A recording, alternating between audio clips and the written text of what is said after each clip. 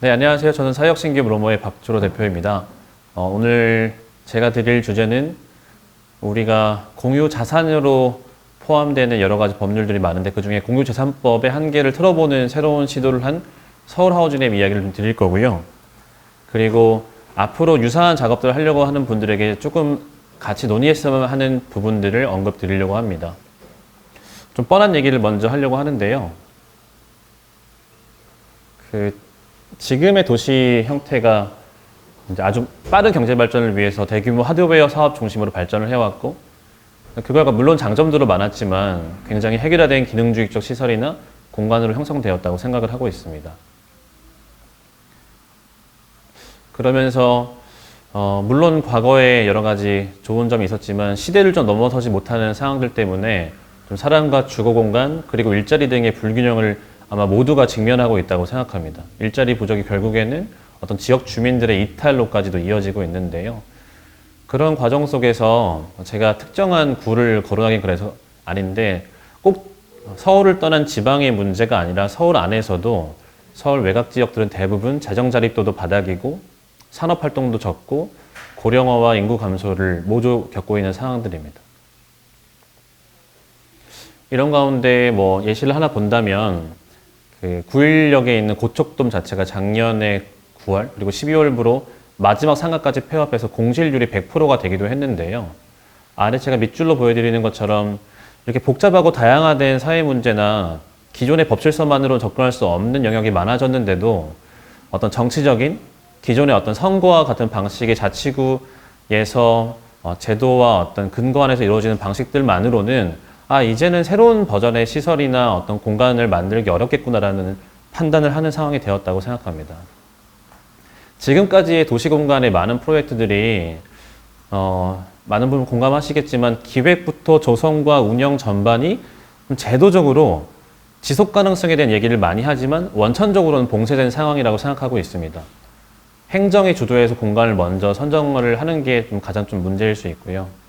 보통 우리가 어떤 공간의 사업을 하거나 어떤 서비스업을 넘어서서 어떤 지역에 새로운 일자리 만든다는 것들은 내가 어떤 것을 할 건지 그것을 하기 위해서는 어떤 장소를 찾아야 되는지가 굉장히 중요한데 그 기회를 놓치는 과정 속에서 컨텐츠나 핵심적인 프로젝트를 만들기 전에 물리적 공간에 집중할 수밖에 없는 상황들이 되면서 장기적으로 우리가 5년 뒤에 성과를 낼 건가 아니면 우리가 계속해서 한업태만 할 건가에 대한 고민 없이 주인 자체가 잃어버리면서 결국에는 아주 멋있었던 공간 하지만 이제는 존재하지 않는 공간들이 많아지고 있다고 생각합니다.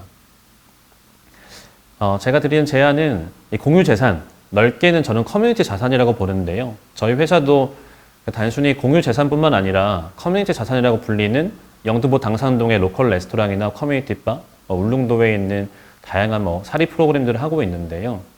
이 소유와 운영과 사용 방식에 대한 전반적인 변화가 적극적으로 개입돼서 대안을 만들어야 하는 상황이 드디어 찾아왔다고 생각합니다. 잠깐만 다른 나라의 예를 들으면서 찾아본다면 요즘에는 많은 분들 아시는 로칼이라는 곳인데요. 과거에 기관차 작업장을 새로운 건축적 시도로 바꿔낸 공간인데 제가 이 공간의 어떤 아름다움이나 예쁨을 보여드리려고 한 게 아니라 도대체 이 정도로 아름답고 정말 많은 사람들이 이용하는 공공장소가 어떤 운영 방식으로 전환됐길래 공공과 민간과 시민이 어떻게 세분화돼서 결합되기를 가능한가에 대한 부분인데요. 밑줄 쳐놓은 것처럼 이 공간은 C2MIT이라고 하는 코워킹 스페이스를 운영하는 민간 기업, 우리로 따지면은 N스페이스 같은 팀, 혹은 로모 같은 팀들이 사실은 전체적인 메이킹을 하지만 여기에는 우리나라처럼 하나의 팀이 위탁하는 체제가 아니라 지역문화센터나 도서관 같은 다양한 결합들이 와서 서로가 가진 장점들을 조합하는 방식으로 운영을 하고 있습니다. 이 공간은 공공장소이지만 전 세계 건축상을 받은 아주 아름다운 공간이기도 하죠. 그리고 많은 분들이 들으셨던 NDSM인데요.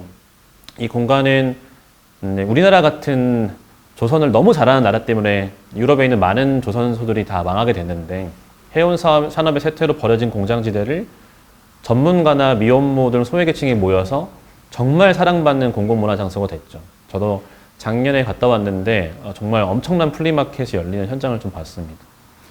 이 공간의 특징을 본다면 첫 번째로는 정말 다양하고 많은 사람들이 직접적으로 참여했다는 거고요.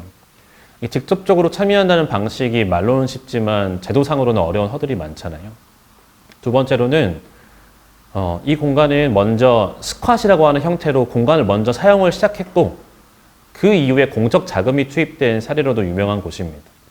에바드 클락이라고 하는 우리 작은 도시 기획자들 같은 어떤 도시 기획자가 먼저 지역에서 소외되거나 어려운 사람들한테 이 공간이 비어져 있으니까 쓰자고 제안을 했고 그 창의성들이 너무 좋다 보니까 역제안이 돼서 지금은 뭐 호텔이나 식당, 카페, 옷가게 등의 아주 좋은 모습으로 변모가 됐는데요.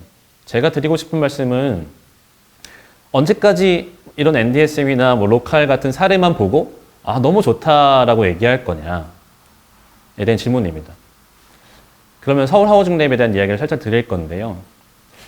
사실 이제 저희가 공유 재산에 대한 이야기를 오늘 드리다 보니까 이런 말씀을 드리는데 이미 민간 혹은 아주 작고 강한 기업에서는 NDSM이나 로컬 같은 사례를 뛰어넘는 아주 좋은 내용들이 이미 대한민국에 존재한다고 생각합니다. 그런 면에서는 충분히 가능성이 있다고 보고요. 서울 하우징랩 소개를 좀 드리도록 하겠습니다.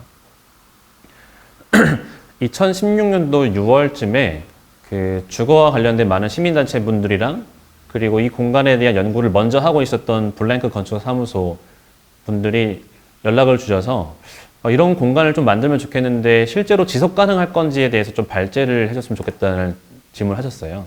그러면서 그때 이제 아주 많은 이 사회 문제에 대한 공감하는 분들을 만나서 다양한 주거 관련 문제가 등장하고 심화되고 있고 이에 대한 관심이 필요하니까 우리 서울에 비어있는 공간이 있으면 찾아가서 이 공간을 만들어내고 거기에 많은 이야기가 모일 수 있는 공유 공간을 만들어 보자는 제안을 하게 됐습니다. 그래서 당산동에 있는 이런 비어있는 공간을 찾게 됐고요. 이 공간은 SH도시공사가 이제 만들게 된 임대 아파트의 주민공동시설로 상당 기간 운영되고 있다가 무려 4년 동안 비어있던 공간입니다. 저희가 찾아갔을 때는 거의 뭐 누수부터 공간 자체가 너무 어려워진 상태라서 이 공간을 설계한 아마 블랭크도 정말 힘든 과정들이 있으셨을 텐데요. 이 공간을 저희가 이 공간은 영등포구에 있는 영등포 구청과 영등포 시장역 사이에 있는 공간이고요. 약 360평 정도의 지상 1층과 지하 1층으로 이루어진 공간입니다. 하나 더 넘겨주시면 됩니다. 이 공간을 이렇게 바꿨고요.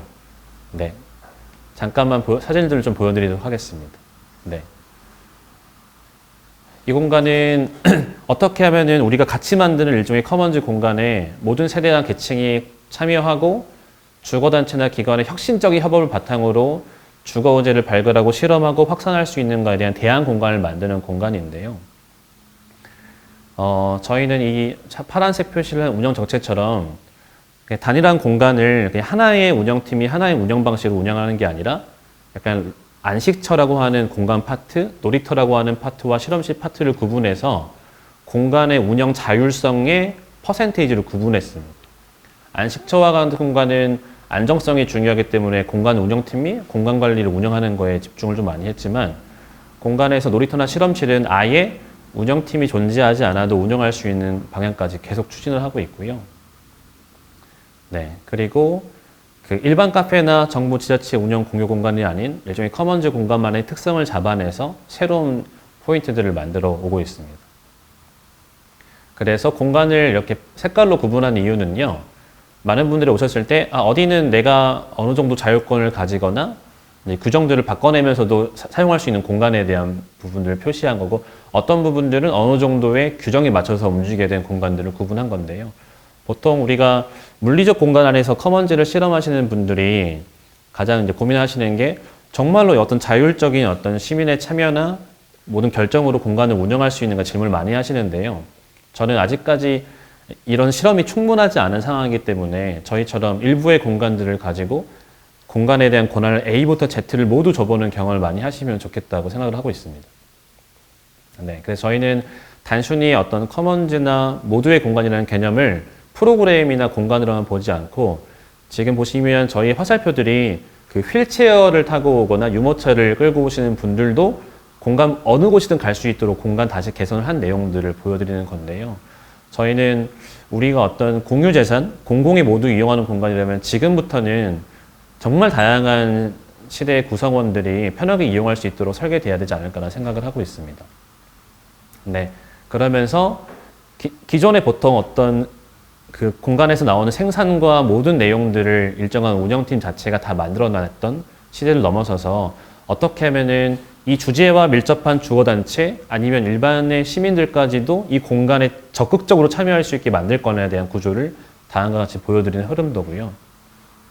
그래서 저희는 1단계에서는 이제 공간 기능을 최대한 안정화시키고 공간 자체를 사람들이 편하게 이용할 수 있는 접근성을 강화하는 방식으로 1차 모델을 구축했고요. 2차 모델에서는 운영팀을 넘어서서 이 주제와 밀접한 주거복지 커뮤니티나 어떤 다른 주거자 단체들이 오히려 이 공간에 대한 주도성을 가지고 공간에 대한 권한을 가지고 있지 않아도 마음껏 공간을 사용할 수 있는, 지금 저희가 직접적으로는 거의 한 300개가 넘는 단체들이 공간을 사용하고 계시고요. 그리고 여기 공간에서 이루어지는 간접적 경제 효과도 한 2억 5천 정도가 매년 넘고 있는 상황입니다. 다음으로 넘어가시면 이런 과정을 통해서 굳이 SH도시공사나 아니면 어떤 공공의 단일화된 펀드가 아니어도 충분히 우리가 우리 도시에 필요했던 공간을, 비어있던 공간을 지속 가능한 경제 활동을 마련하면서도 운영할 수 있는 공간을 만드는 게 서울하우징랩의 최종 목표고요. 지금은 1기가 마무리되고 있는 상황이긴 합니다. 이 부분이 이제 제가 오늘 드리려고 하는 약간 힌트인데요. 그 서울하우징랩이 사실 엄청나게 특이한 사례라고 보기는 어렵고, 기존에 우리가 보통 공간을 운영하는 방식이라고 알려진 민간위탁 방식과 달라지게 어떤 시도를 할 수 있었는지를 보여주는 힌트 정도로 이해하시면 될 것 같습니다. 네, 다시 왼쪽으로 해주시면, 그 서울하우징랩을 운영하는 데에서 처음에 이제 감정평가사랑 연구팀에서 1년에 필요한 예산 구조를 기획했는데요. 약 7억 원 정도가 필요한 공간으로 예상이 됐습니다. 그런데 과거와 다르게 그런 7억 원 정도를 마련할 수 있는 방법이 쉽지 않아서 이걸 어떻게 할까 고민을 많이 했고요. 서울에 현재 굉장히 많은 청년 공간이 무중력지대가 한 90평 정도의 1년에 사업비가 4억 5천에 9명 정도가 일하고 있는데, 지금 저희가 운영하고 있는, 과거에 저희가 운영했던 무중력지대를 넘어서 지금의 서울하우징랩은 공간의 크기는 약 4배인데 공간 전체 운영 지원금은 오히려 1억 5천이 더 적고 인원도 6명인데 전원이 비상근으로 일하면서도 공간 운영이 충분히 되고 있는 상황까지 와 있습니다. 이게 어떻게 가능한가를 보여드리면, 왼쪽의 표에서 녹색과 노란색으로 표시되어 있는 부분이 지금 현재 전체 간평이 나왔던 1년의 사용금 중에 지금 SH도시공사가 공간의 자산관리와 여러 가지 CSR 차원에서 지원하고 있는 사업비 규모입니다. 약 한 35% 정도가 되고요. 나머지는 어떻게든 저희 회사나 많은 참여하는 팀들이 돈을 벌거나 아니면은 대체할 수 있는 경제 효과로 메워나가는 방식인데요. 기존의 민간 위탁의 방식이라면 사실 이제 불가능한 방식인데, 저희 운영 방식은 민간 위탁이 아니라 기본적으로 운영 용역의 형태로 구성되어 있습니다.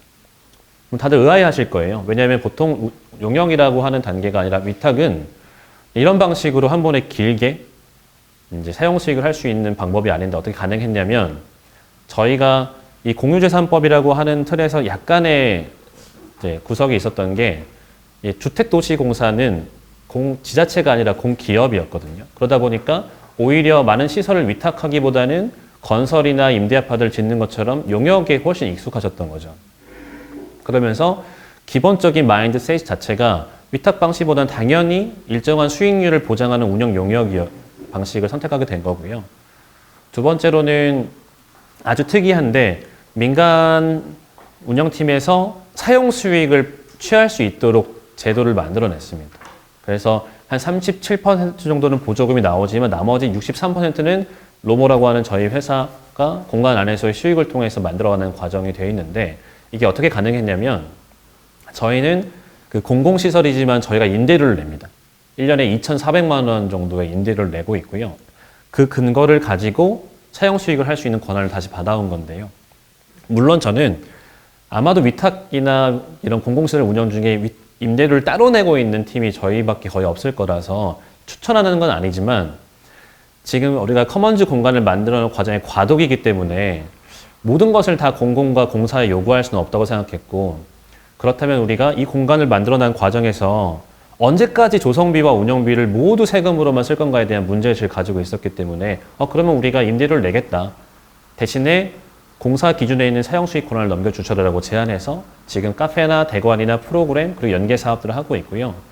그리고 가장 결정적인 건 현재 전국에서 민간 위탁을 통해서 청년 공간이나 공동체 공간을 운영하시는 많은 분들의 딜레마가 이 공간을 운영하는 데 있어서 모든 인력들을 다 새롭게 채용하고 인사에 대한 권한이 명확히 없다는 부분일 건데 저희는 용역의 형태를 뒀기 때문에 저희가 함께 일했던 이 공간을 꾸준히 노하우를 쌓아왔던 집단 그대로가 이 일을 투입할 수 있었기 때문에 저희가 상근이 아니라 비상근이고 공간 운영비가 절대적으로 적음에도 불구하고 충분히 이 360평의 공간을 운영할 수 있는 방법이 가능해졌던 거고요. 그리고 이 사업에서는 연계 사업이나 후원 사업들도 적극적으로 확보할 수 있도록 열어져 있는 상태여서 아마도 다음 3년이 지나고 나면 저희가 약속했던 아마 정말 지속 가능한 방안이 나올 거라 예상하고 있습니다. 아래를 보면 다시 한 번만 설명을 좀 드리면 저희가 드리는 서울 하우징랩의 예시는 단순히 저희가 어떻게 아주 좋은 모델이라기보다는 저희도 시행착오를 많이 하고 과도기 상황인데 혹시나 지금까지 단순히 민간 위탁으로만 운영하거나 아니면 뭐 체육관, 수영장처럼 시설형 위탁으로 사용 수익만을 가지고 어떤 공공의 자산을 바라보셨다면 우리가 알고 있는 일본이나 런던, 네덜란드처럼 뭐 1대9, 2대8, 3대7처럼 공공의 자산과 민간의 사회혁신 그룹들이 결합하는 방식이 충분히 가능하다는 말씀을 드리고 싶고 SH공사에서도 사실 이런 제도에 대한 이해를 한 3년 동안 같이 해왔기 때문에 좀 가능했던 프로젝트라고 보고 있습니다. 마무리할 시간이 됐는데요.